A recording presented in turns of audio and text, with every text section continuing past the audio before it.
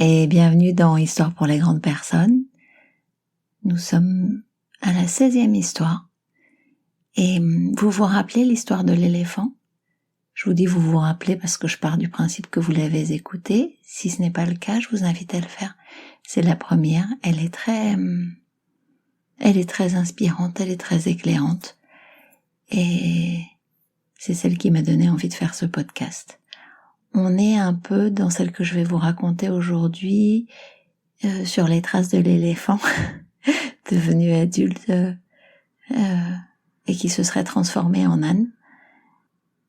C'est assez court, c'est assez léger, mais pourquoi pas. Je vous laisse découvrir l'histoire de l'âne et la corde. C'est l'histoire d'un paysan qui se rend au marché avec 3 de ses ânes.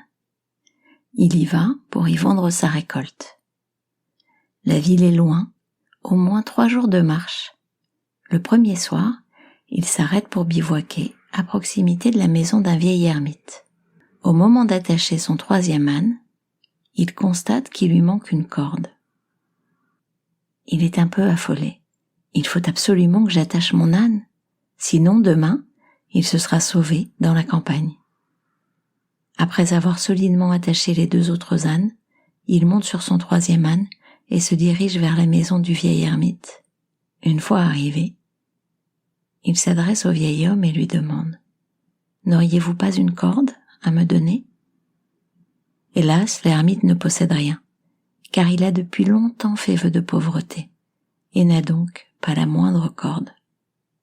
Pourtant, l'ermite s'adresse au paysan et lui dit « Retourne à ton campement et comme chaque jour, fais le geste de passer une corde autour du cou de ton âne et n'oublie pas de faire comme si tu l'attachais à un arbre. » Le paysan n'a pas d'autre solution. Il retourne à son bivouac et fait exactement ce que lui a conseillé le vieil homme.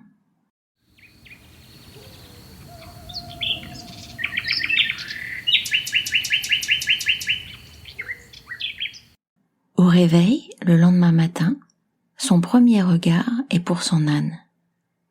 Est-il encore attaché? Est-il encore là? Il est soulagé de voir que ce dernier est toujours là. Alors il se lève, prend son repas du matin et charge les 3 ânes.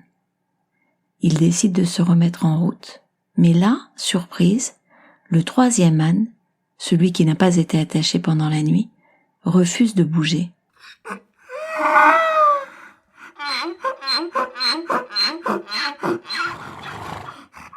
Le paysan a beau tirer sur son âne, le pousser, l'exhorter, rien n'y fait. L'âne refuse de bouger d'un pas.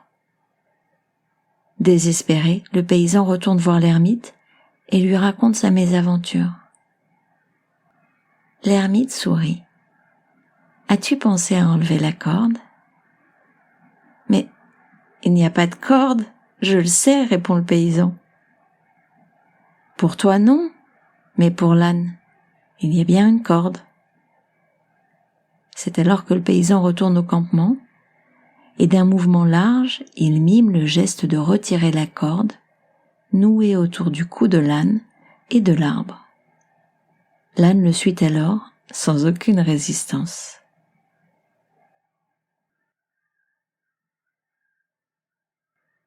Bon, elle est mignonnette cette petite histoire. Il me semble qu'on peut s'interroger assez rapidement sur les éventuelles cordes dont nous pensons qu'elles nous retiennent. Aujourd'hui, adultes, de nos vœux, objectifs un peu plus accessibles qu'il n'y paraît. Je vous remercie de m'avoir écouté. Je vous invite à écouter Les 1001 nuits, la première étant le démon, et je vous dis à bientôt dans Histoire pour les grandes personnes, très certainement dans 15 jours. Merci et au revoir.